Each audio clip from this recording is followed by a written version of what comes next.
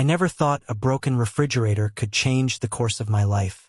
Yet that afternoon, standing in my neighbor's kitchen with a screwdriver in my hand, I realized something strange was happening. Something that had little to do with broken appliances. My name is Paul Bennett. I'm 38 years old, divorced, and I make a modest living as a contractor. Most days I fix leaky faucets, change light switches, patch up walls. Work that keeps me busy, but never makes me feel like I'm building anything lasting. I live alone, eat dinner at the counter more often than at a table, and sometimes silence in my apartment feels heavier than bricks. That's probably why I didn't hesitate when Ellen Harper, my neighbor, asked if I could take a look at her refrigerator. She lived 2 doors down in a house filled with sunlight and warm colors. I'd seen her before, of course, a tall, striking blonde in her 40s, always put together as if even casual days required style. That afternoon, when she opened the door, she wore glasses, a fitted white t-shirt with bold words across the front, and a burgundy leather skirt that caught the light. She smiled like someone who knew exactly how to make a man lose his balance without moving an inch. "Thank God you came," she said, leading me inside. "The fridge stopped working this morning. Everything's going bad." I knelt in front of the open refrigerator, trying to look professional, though my mind wasn't on the motor or the coils. I could feel her eyes on me as I worked, hear the faint clink of her bracelet as she tucked a strand of hair behind her ear. The air in the room was warm, scented faintly of coffee and vanilla. "You're good with your hands," she said casually, as if making small talk, but the way her voice lingered on the words made me tighten my grip on the screwdriver. I glanced up. She was leaning against the counter, tilting her head, a playful smile tugging at her lips. I reminded myself I was just there to fix an appliance. Nothing more. Still, I couldn't shake the feeling that something else was happening. The light from the window painted golden stripes across the kitchen floor. And in that glow, she looked less like a neighbor with a broken fridge and more like a secret waiting to be discovered. I fiddled with the wiring, buying myself time. I'd faced plenty of repairs before, but none that made my heartbeat stumble the way hers did. She stepped closer, resting her hand lightly on the counter, close enough that I could hear the soft rustle of her skirt as she moved. "Strange how life works, isn't it?" she said, looking down at me. "A refrigerator breaks and suddenly someone shows up at just the right moment." Her words caught me off guard. I looked up again, and for the first time our eyes locked. Not as neighbors, not as strangers, but as two people caught in a moment that neither of us had planned. I swallowed hard, trying to focus. But the truth was the fridge could have waited. What couldn't wait was the shift I felt inside me. The sudden awareness that this wasn't just about wires and cold air. It was about something stirring between us. Quiet but undeniable. That day began with the simple task of fixing a refrigerator. By the time I stood up and wiped my hands, I knew my life wasn't going to be quite so simple anymore. The next evening, I found myself back in Ellen Harper's kitchen. This time, the refrigerator was humming steadily. The problem solved, but she had insisted on making me dinner as a thank you. I told myself it was just a neighborly gesture, nothing more. Still, I couldn't ignore how quickly I'd agreed. The kitchen was warm, lit by the golden glow of pendant lights. The scent of roasted chicken drifted through the air, mingling with rosemary and garlic. She moved with ease, pouring wine into 2 glasses, her skirt swaying slightly as she crossed the room. She wore the same glasses as before, and there was something about the way she adjusted them when she looked at me, like she could see straight past every layer I tried to hide behind. I sat at the table feeling strangely out of place. I was used to quick meals, takeout boxes, eating in silence. Here, every detail felt deliberate. The polished silverware, the fresh flowers in a vase, the way she placed a napkin gently in front of me. "Do you always cook like this for neighbors?" I asked, trying to mask my unease with humor. She smiled faintly. "Only for the ones who show up when I need them." Her answer lingered in the air. I felt a tightness in my chest, not from the wine, but from the weight of her words. She sat across from me, lifting her glass, her eyes never leaving mine. There was something in her gaze, Curiosity, maybe, or a quiet challenge that made it impossible to look away. We ate slowly. The conversation flowed in fits and starts, but each pause carried its own tension. She told me about her late husband, how she had lived in this house for years but never really felt at home until recently. I spoke about my divorce, about the way silence can feel louder than noise when you come back to an empty apartment. You know what the hardest part is? She said softly, swirling the wine in her glass.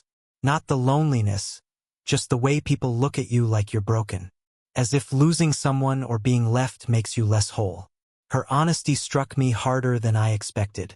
I thought of the nights I'd sat alone. The judgmental glances from people who knew just enough to gossip, but not enough to understand. I nodded slowly. Yeah, it's like they write a story about you without ever asking for your version. She leaned forward, resting her chin lightly on her hand. And what's your version, Paul Bennett? The question caught me off guard. My version? I'd never really thought about it. I shrugged, forcing a half smile. I guess I'm still figuring that out. Her smile deepened, though there was sadness in her eyes. For a long moment, we sat in silence, the hum of the refrigerator filling the space between us. It struck me as ironic. Here we were, two people repairing broken machines while quietly carrying fractures of our own. When dinner ended, she walked me to the door. The night outside was calm, the faint sound of crickets rising from the yard. I hesitated, my hand on the doorknob, not ready to leave just yet. She must have felt it too because she placed her hand lightly on my arm. Paul Bennett, she said, her voice low. Do you ever feel like some things don't happen by accident? I looked at her, at the way the porch light caught the gold in her hair. At the way her hand lingered against me, my throat tightened. Yeah, I whispered. I do. Her lips curved into the faintest smile. And in that moment, the air between us shifted again, just as it had the day before in her kitchen. This wasn't about a refrigerator anymore. It wasn't even about dinner. It was about two people standing at the edge of something neither of us had planned, but both of us suddenly needed. When I walked home that night, the silence of my apartment felt different. Not heavier, not colder. For the first time in a long while, it felt like maybe silence didn't have to mean loneliness. Maybe it could mean possibility. The third time I went to Ellen Harper's house, it wasn't planned. I was heading home from work when I saw her in the driveway, bent over the hood of her car, her hair falling loose over her shoulder. Something about the sight stopped me cold. She looked frustrated, her hand brushing against her forehead, as though she was holding back both irritation and exhaustion. I pulled over without thinking. Need a hand? I called. She looked up, her expression softening the moment she saw me. This car has a mind of its own, she said with a weary laugh. I was just going to call someone, but her voice trailed off and she smiled faintly. I'm someone, I replied, walking over. We got the hood open and I checked what I could. I wasn't a mechanic, but sometimes the simple things are enough. She stood beside me, watching closely, her perfume drifting in the cool evening air. Every now and then, she leaned closer, her shoulder brushing against mine. It wasn't deliberate, but it didn't feel accidental either. After a while, I managed to get the engine running again. She clapped her hands together like a child, her eyes shining. You've officially saved me twice now, she said. Guess that makes us even. I murmured, though inside I felt anything but even. Something was shifting between us, like we were both holding back words neither of us was ready to say. She tilted her head, considering me for a moment before speaking. Come inside.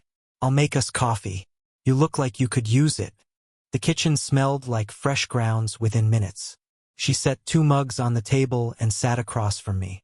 The light caught her glasses just so, and when she pushed them up the bridge of her nose, her eyes locked with mine in a way that made the rest of the world blur. We talked at first about small things, her garden, my job, the way the neighborhood always seemed too quiet at night. But soon the conversation dipped deeper into places neither of us went. She told me about the nights after her husband passed, how she'd sat alone at the same table, staring at the steam rising from her cup, wondering if she'd ever laugh again. I hate silence, she whispered. It reminds me of everything I've lost.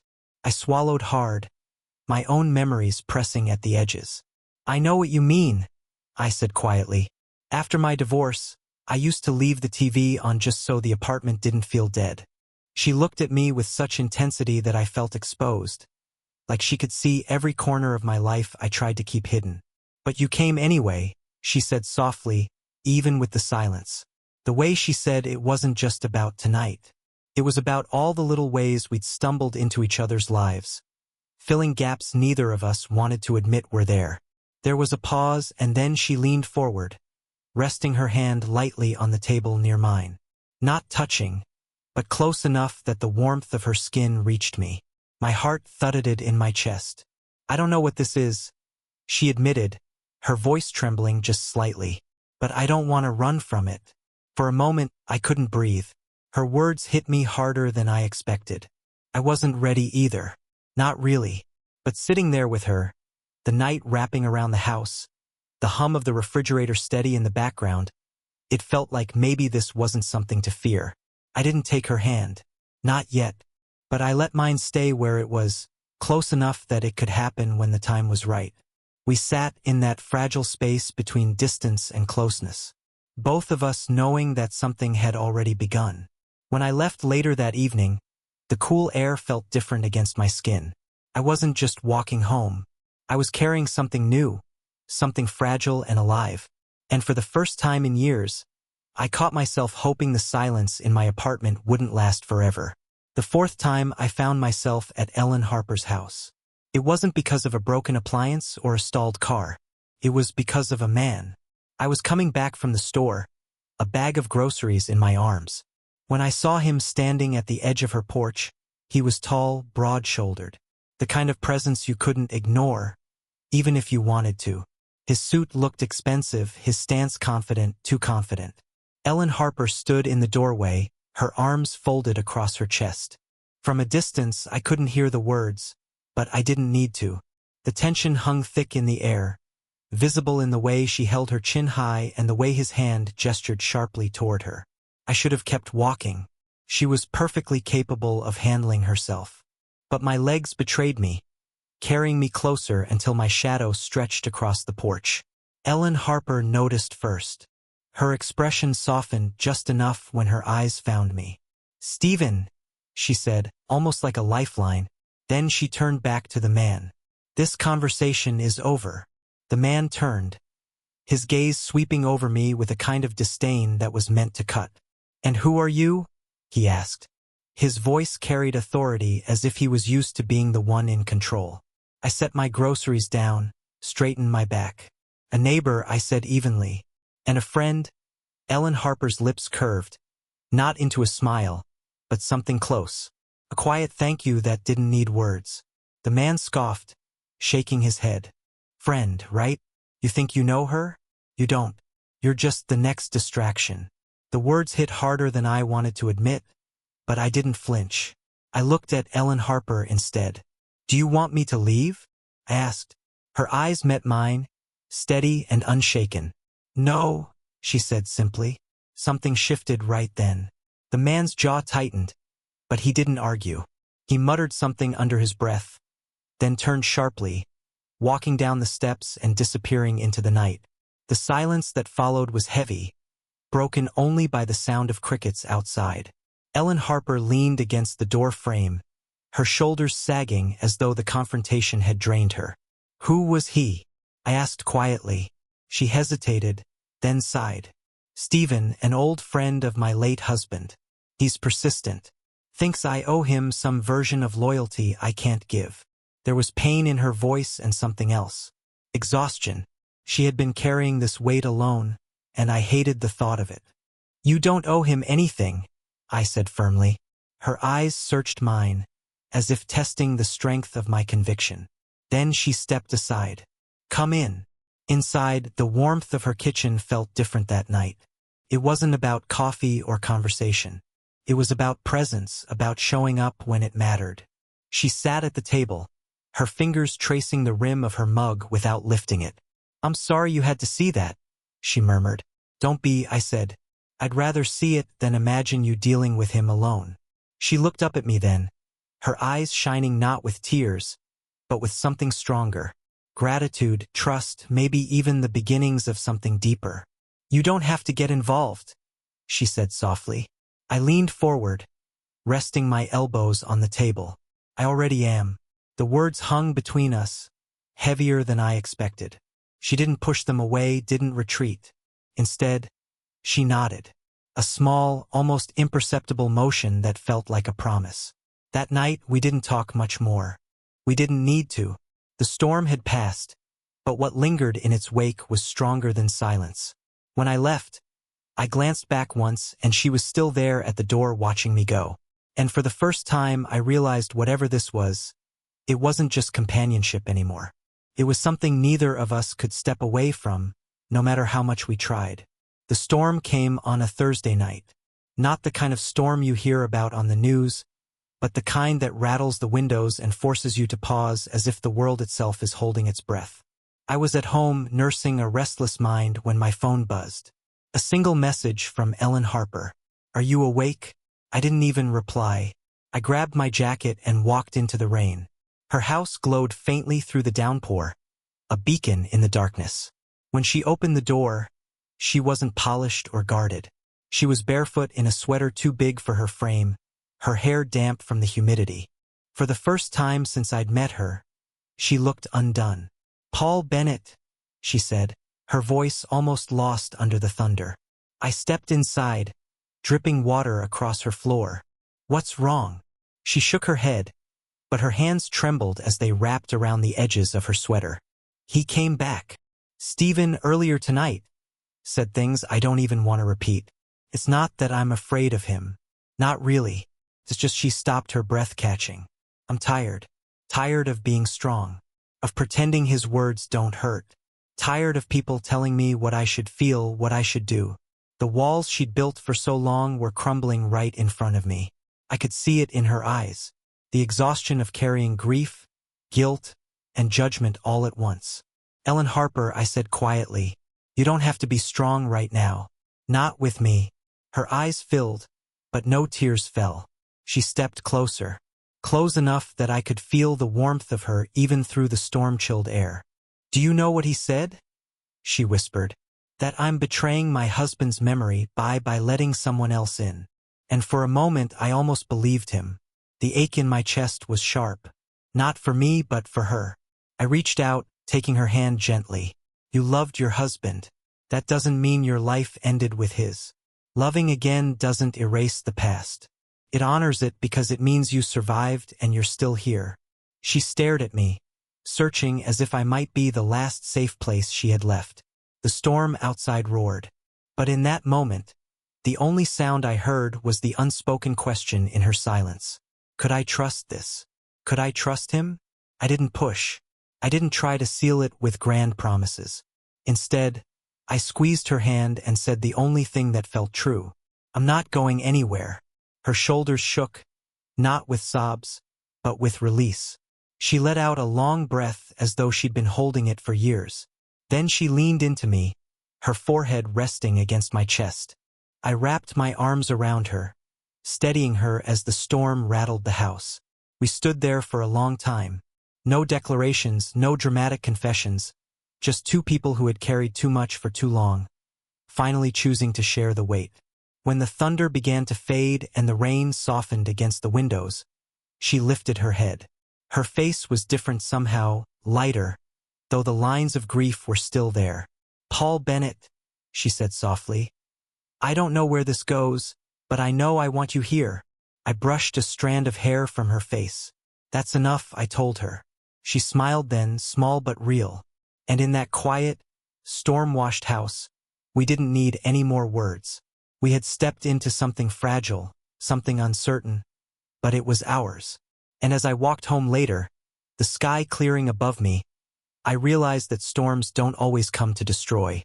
Sometimes they come to wash away what no longer belongs so something new can grow in its